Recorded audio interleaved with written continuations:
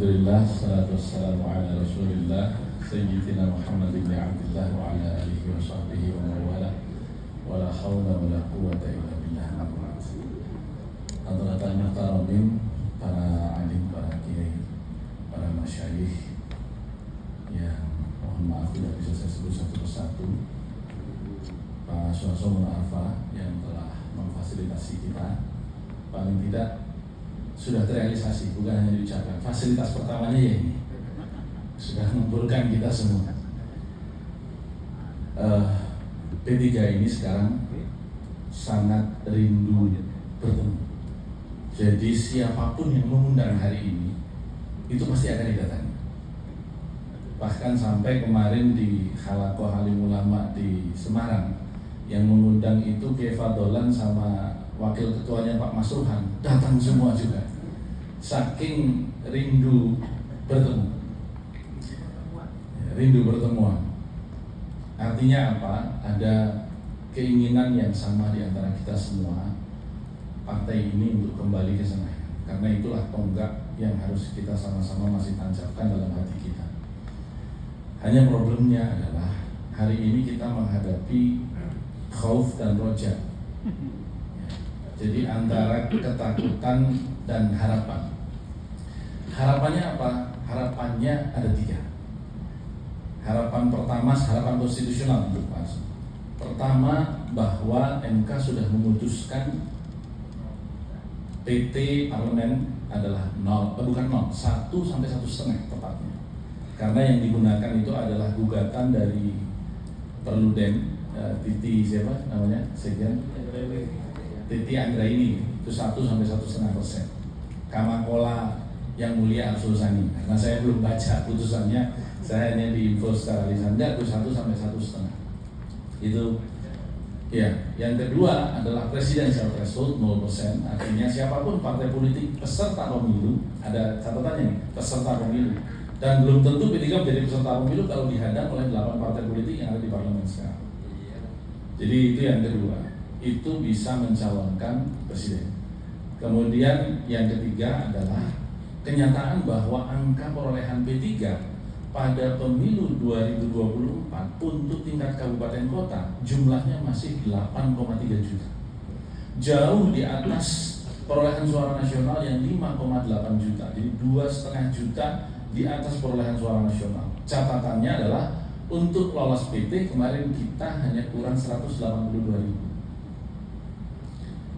Ini adalah harapan yang memberikan berita kegembiraan kepada kita semua. Tetapi problemnya adalah hari ini apa yang disampaikan oleh Pak Ali Hardi tadi, bahwa pemimpin-pemimpin kita makin kemari itu makin menghalalkan segala cara asal menang. Ini yang kita harus antisipasi. Artinya apa? Aturan sangat mungkin diubah demi kekuasaan.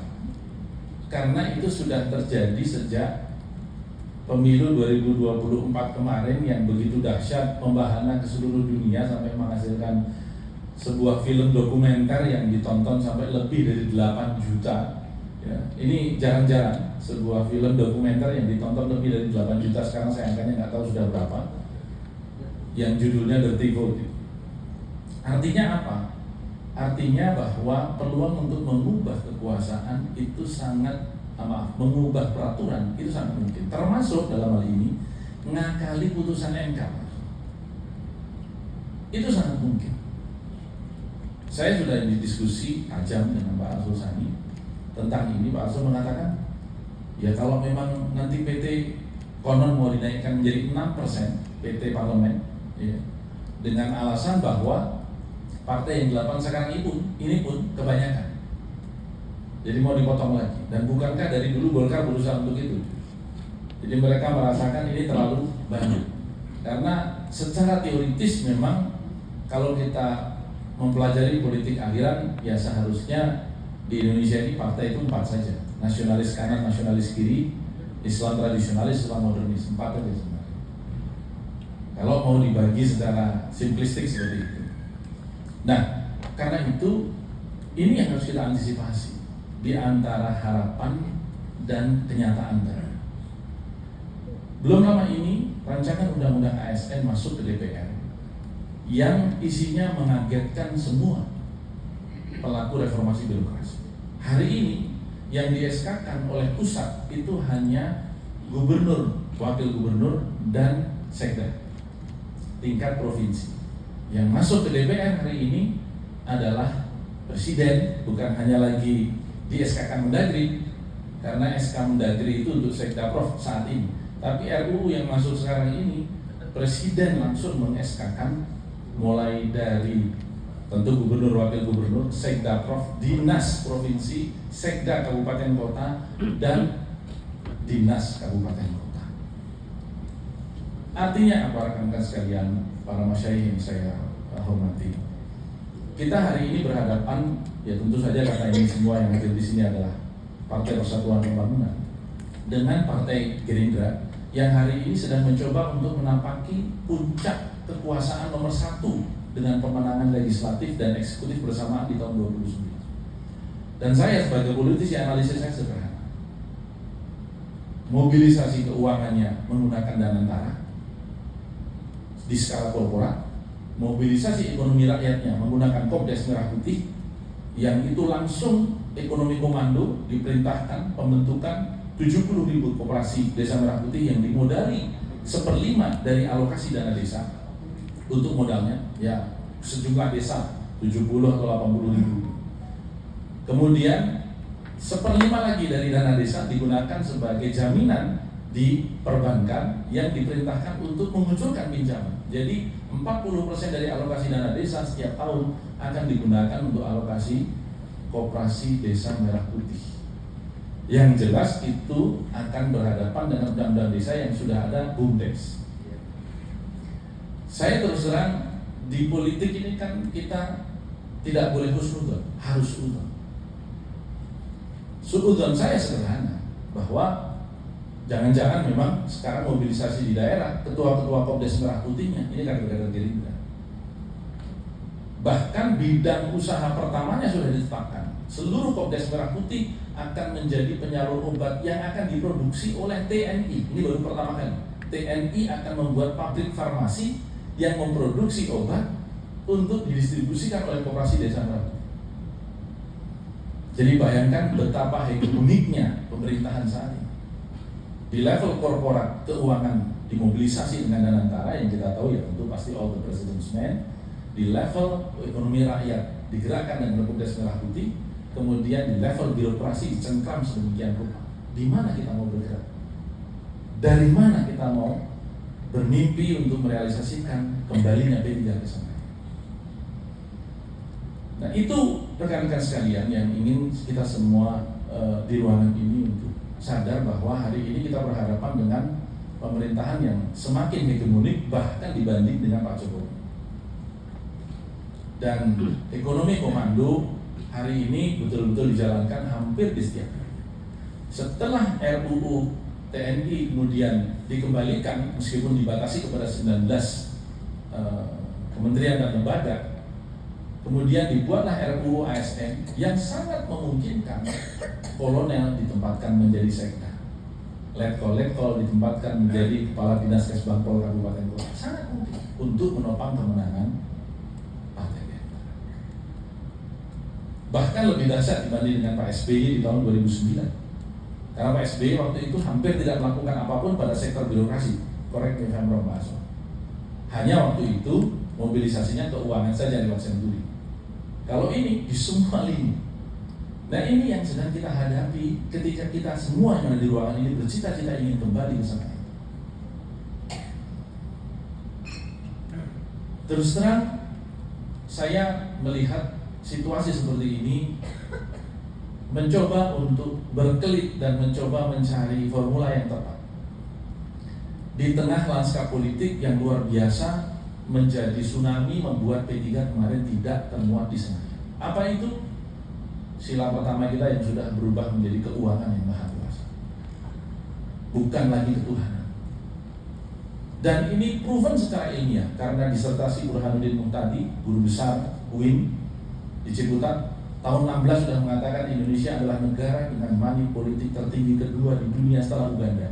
Kalau disertasi itu dibuat tahun 24, saya yakin seyakin-yakinnya kita sudah nomor 1 di dunia.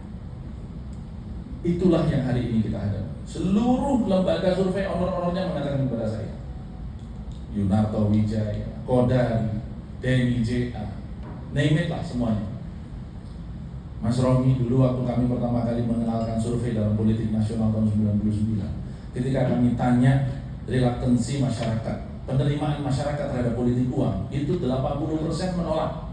Kalau Anda diberi sesuatu untuk memilih, Anda akan menerima atau tidak. 80% mengatakan tidak, 20% mengatakan terima. Sekarang 90% mengatakan kami terima.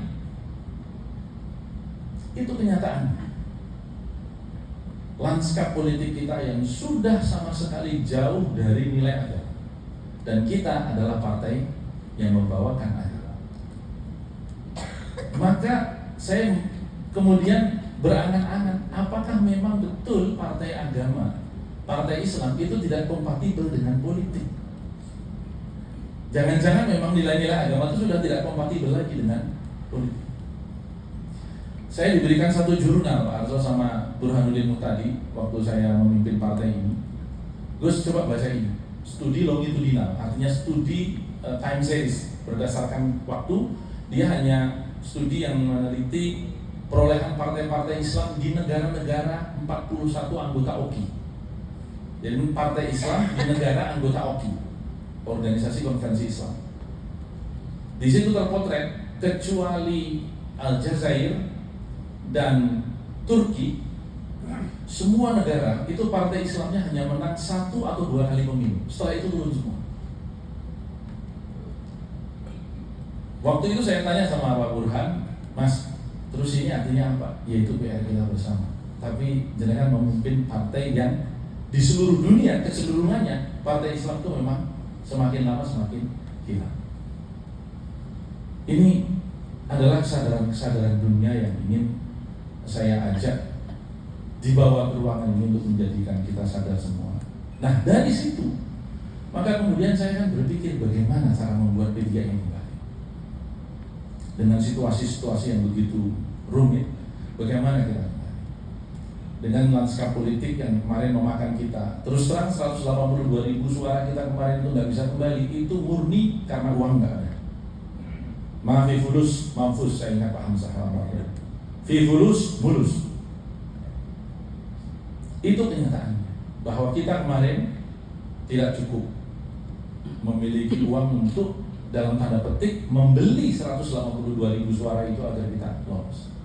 Saya, mungkin ada Pak Amir di sini juga bisa bersaksi, sudah ditawari Papua, Ketua KPUD Papua Pegunungan dan Papua Tengah untuk membeli 182.000 suara itu dengan 10 miliar. Dan saya sudah sampaikan pada yang memegang berangkas kita. Tetapi problemnya adalah itu tidak pernah dieksekusi. Bahkan saya sudah waktu itu sampai memohon-mohon ketemu dengan Ketua Umum Golkar sekarang, yang waktu itu belum Ketua Umum, Saudara Bahlil, Adinda Bahlil. Karena secara karir bisnis adalah sangkut paut beliau ini dengan saya pada waktu-waktu beliau masih Ketua HIPMI di Papua dulu. Dinda, saya mohon disampaikan kepada Presiden waktu itu Pak Joko Widodo, tolonglah P3. Kalau Presiden menjawab iya, Dinda tolong saya. Tapi kalau Presiden menjawab tidak, Dinda kasih tahu juga saya supaya saya tidak berharap. Keesokan harinya menelpon, Kanda, saya diberitakan Presiden menghadap Kanda. Di mana Kanda? Oh, saya lagi di pabrik. Saya ke situ, jangan. Pabrik saya jauh. Saya menghadap. Saya akhirnya ke BKPM sini. Diterima di BKPM, kemudian saya menyampaikan kepada Saudara Bahlil, ini ada KPUD menawarkan begini, nilainya sekian, kami lagi tidak ada uang. Terus Dinda Bahlil menyampaikan, Kanda, gak mungkin saya membantu urusan pileg, karena janji saya, pileg saya akan netral, tapi pilpres Papua memang harus 100% Pak Prabowo. Dinda ini kan sudah tidak pemilu, ini sudah selesai, masa gak mau bantu? Dia tetap tidak mau. Akhirnya saya ingatkan, Dinda, masa nggak ada sisa-sisa pekerjaan dulu yang Kanda kasih? Ampun, dia baru begitu. Ya sudah, saya bantu. saya hanya bisa bantu separuh, tapi tolong separuh DPP.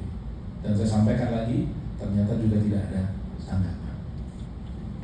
Itulah yang terjadi di tahun 2024 kemarin, kenapa kita tidak lolos, setelah kita betul-betul tidak lolos.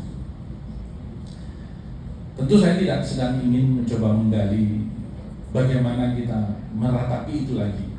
Tetapi ke depan, terus terang saya sudah sampaikan secara terbuka di mana-mana, kepemimpinan hari ini tidak bisa dipertahankan lagi. Karena memang tidak ada satupun yang didengarkan. Tidak ada satupun yang didengarkan. Majelis sudah bersurat 3 kali dan tidak satu pun ditanggapi. Dan sampai hari ini bertelepon pun bahkan mungkin sudah diblok. Jadi saya sudah sampai pada kesimpulan Pak Mardiono sudah tidak bisa dipertahankan lagi at all cost kalau partai ini ingin kembali.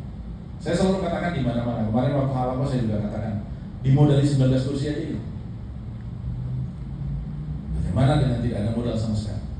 Dengan tidak ada modal sama sekali, apa artinya? Tidak ada pendapatan sedikit pun untuk DPP hari ini. Nol. Karena kita masih punya anggota dewan, minimal ada iuran, minimal ada anggaran diskresi di fraksi yang masih bisa disisihkan. Hari ini nol. Dari situ maka kemudian saya mengambil ijtihad politik dan saya sering kumpulkan teman-teman pengurus harian yang ada di sini, juga yang tidak ada di sini. Sudah. Memang hari ini kita harus mencari sosok yang memang diperlukan untuk menghadapi perang. Karena pemilu itu dalam definisi saya adalah perang di masa damai. Logika syarat menangnya pun harus dengan syarat menang perang. Taktik, logistik, dan mental pasukan. Hari ini mental pasukan kita lemas semua. Padahal kita masih punya 966 kursi.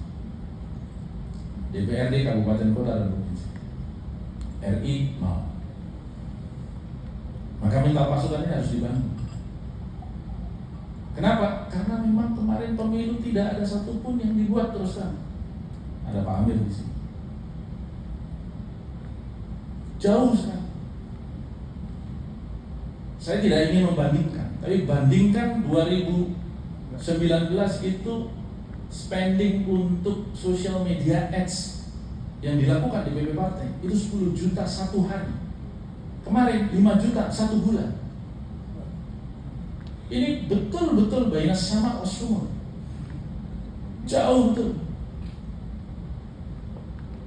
Saya cetak 5 juta kaos, 3 juta bendera.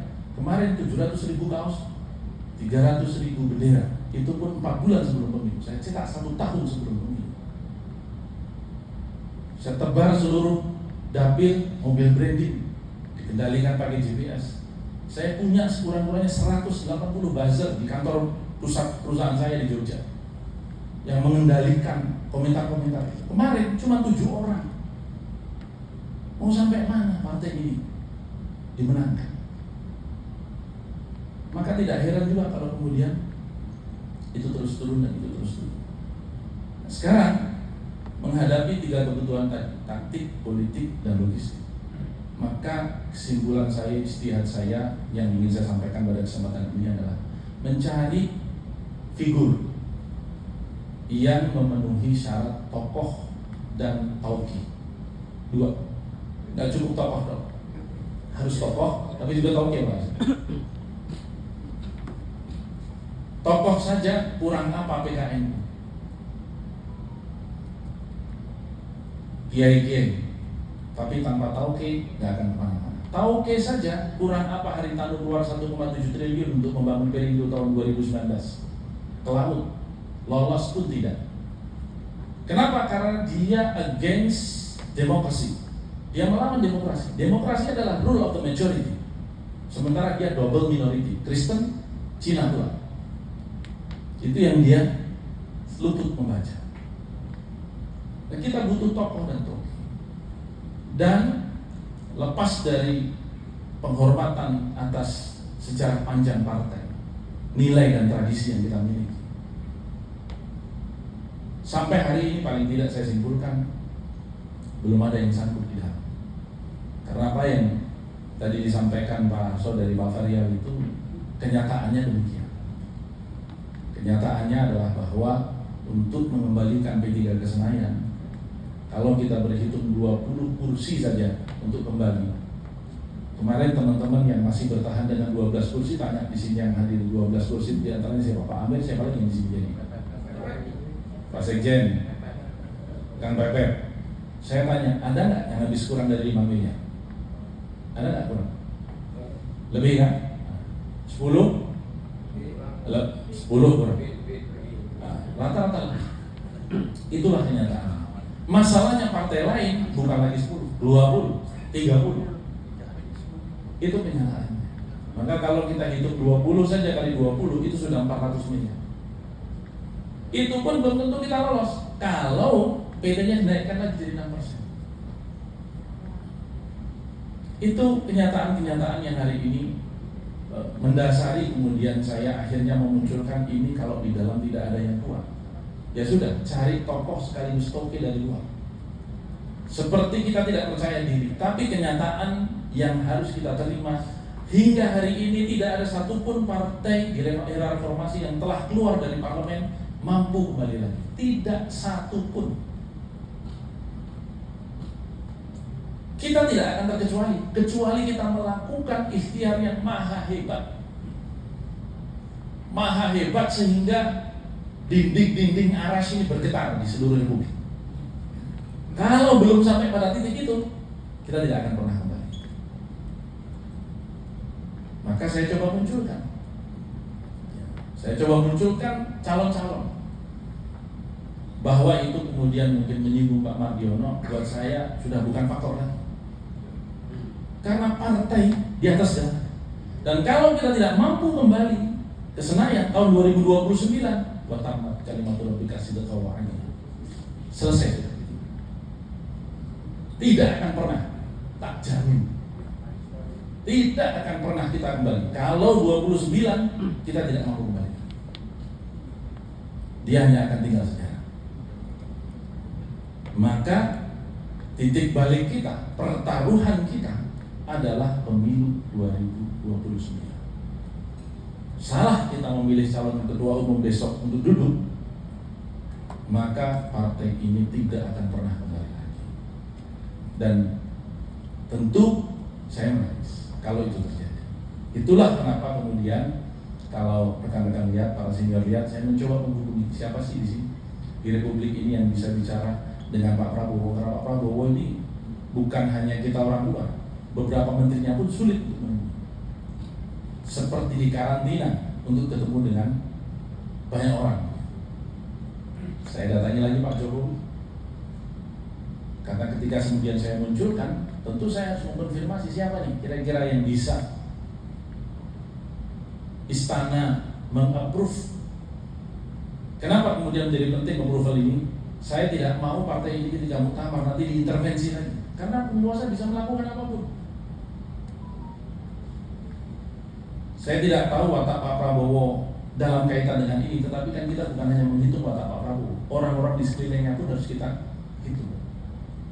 Maka saya harus memastikan minimal ada takrir, minimal ada persetujuan terhadap siapa yang akan kita dudukkan di sana. Pertama saya munculkan nama Sandi. Kenapa? Sudah bergabung di P3, sudah tahu nilai-nilai P3, toke pula. Begitu Pak Lukman. Tetapi apa yang terjadi ketika saya mencoba memintakan approval Sandi? Saya mintakan Pak Jokowi, Pak Sandi yang pernah mendampingi Pak Prabowo makan siang selama 2 tahun, bahkan hari ini pun tidak bisa diterima Pak Prabowo. Artinya Pak Prabowo tidak mau menerima. Dan saya minta tolong sama Pak Jokowi, Pak tolong tanyakan Pak Sandi oke nggak? Dan jawabannya 2 kali ditanyakan, 2 kali dijawab tidak. Selain Sandi, silakan. Itu satu. Kedua, saya munculkan nama Gus Ipul. Sudah semangat, minta ketemu dengan DPD.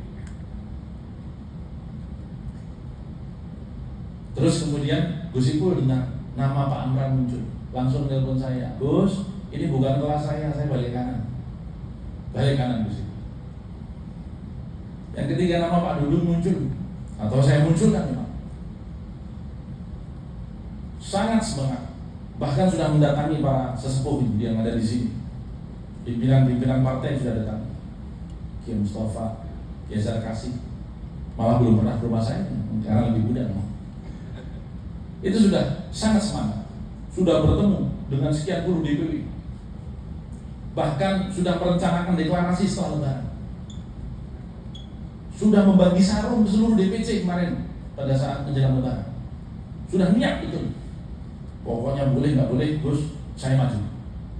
Apa yang terjadi setelah Lebaran? Halal bihalal, menghadap 08, dia ngomong, Jenderal, saya masih butuh tenaga jenderal untuk memimpin republik ini.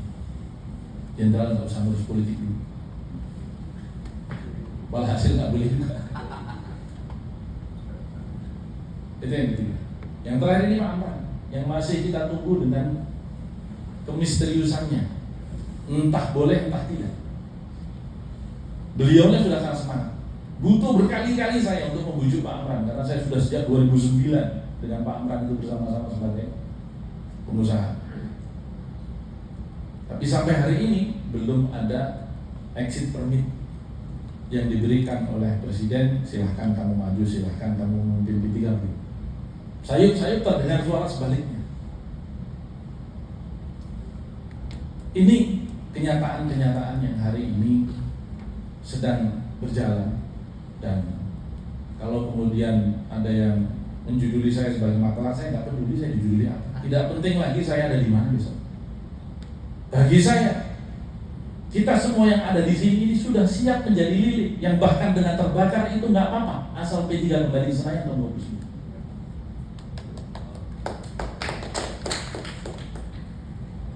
Itulah yang hari ini kita perlukan. Saya bahkan mengatakan lebih satir lagi Pak. Saya bahkan kalau perlu harus berkoalisi dengan iblis pun saya lakukan asal P3 kembali ke Senayan. Kalau perlu saya mengundang iblis untuk memimpin partai ini, saya undang asal kembali ke Senayan. Itu yang selalu saya katakan kemana-mana. Kenapa? Begitu beratnya hari ini. Kenapa? Yang kita hadapi di luar sana itu raja-raja iblis, yang uang judi online itu dia terima setiap saat. Bagaimana kita mau melawan? Sementara kita masih berputar kepada halal dan haram. Itu kenyataan hari ini yang saya ingin, paling tidak inilah yang menjadikan saya berijtihad seperti yang sudah selama ini saya lakukan. Bahwa itu masih berproses, ya. Dan saya mempersilahkan siapapun. Maka saya mengatakan, silakan dari luar, silakan dari luar. Belakangan nama dari luar muncul lagi 2 nama. Satu Pak Marzuki Ali, mantan Ketua DPR 2009-14 dan Sekjen Demokrat. Yang satu kemarin diperkenalkan oleh Gus Yassin. Nggak tahu yang maju Gus Yassin apa dia, Agus Suparmanto, Menteri 1 tahun, Menteri Perdagangan 1 tahun. Komentarnya Kiai Mustafa, Gus, ini makin lama kok calon yang muncul makin turun kualitasnya begini. Pertama Panglima, Pak Dudung muncul masih, Sandi, oke, Menteri, Pak Amran masih Menteri. Ini sekarang sudah mantan Ketua DPR 10 tahun yang lalu bulan. Kemudian yang kedua, mantan Menteri setahun lagi semua. Ini tentu adalah autokritik, karena para Kiai Muhyiddin apalagi menyampaikan, kenapa kita nggak mulai dari dalam aja? Saya sebenarnya kalau mau ya di dalam. Problemnya tadi lanskap politik yang kita hadapi hari ini sudah sedemikian, yang betul-betul menyita pikiran bagaimana kita bersiap untuk bisa mengendalikan. Tentu ikhtiar ini belum final. Apa yang disampaikan oleh Kang Komeng tadi hanya satu cara, begitu ya. Tetapi yang paling pasti bagi saya hari ini, kita memang betul-betul membutuhkan revolusi untuk kepemimpinan partai secara figur. Yang kedua, saya sepakat apa yang disampaikan tadi, bahwa partai ini mungkin betul-betul sudah kehilangan berkahnya ketika setiap permusyawaratan itu dikendalikan oleh keuangan. Saya berharap pikiran ini bisa diterima, karena yang bisa memulai ini ya ada Pak Mardiono, ada Sekjen, ada Pak Andin. Ini yang kalau tadi Kang Undin ngomong Pak Ali Hardi, almarhum Musin Tafadol, almarhum Ali Marwan Hanan sama Pak Bahtiar. Nah sekarang yang bertiga itu, nah itu bertiga itulah yang bisa kita harapkan untuk memberi masukan konstruktif. Seharusnya dalam bayangan saya kita kemudian menempatkan diri seperti pola Muhammadiyah yang tadi diceritakan oleh Pak Ali Hardi, supaya kita kebal dari intervensi. Dan itu bisa dilakukan hari ini. Kasarnya tanpa harus mengubah ADART sekalipun, ketua umum, wakil ketua umum, sekjen beristihad. Inilah jalan terbaik untuk partai agar kita mengkarantina diri kita dari seluruh intervensi kekuasaan untuk kebaikan partai ini ke depan. Maka dilakukanlah pemilu raya ala Muhammadiyah yang tadi untuk mengkarantina agar tidak ada satupun intervensi. Karena selama itu tidak, maka setiap saat muktamar besok akan diintervensi oleh siapapun yang memiliki kepentingan. Saya kira ini adalah Allah wa iyyakum ajma'in. Allahumma waffiq laqad tariq. Assalamualaikum warahmatullahi wabarakatuh.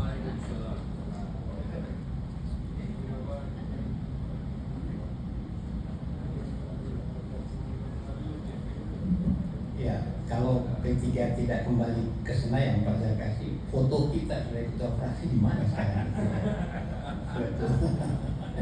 Saya punya foto di mana? Foto Zarkasi. Oh, sudah hilang ya fotonya. Ya, mendengar apa yang disampaikan oleh Mas Romi, Pak Amir Uskara berarti kehilangan satu orang pesaing. Karena melihat mendengarkan narasi-narasi beliau lebih cocok jadi pengamat atau apa namanya, jadi fasilitator lah untuk tentang P3. Kalau mau masuk lingkaran partai ya majelis pakar lah cocok. Ini sudah pukul 10 lewat 15. Saya persilakan Pak Zarkasi atau siapa, bagaimana Pak? Kalau sebelum Kiai Ubah begini, saya ingin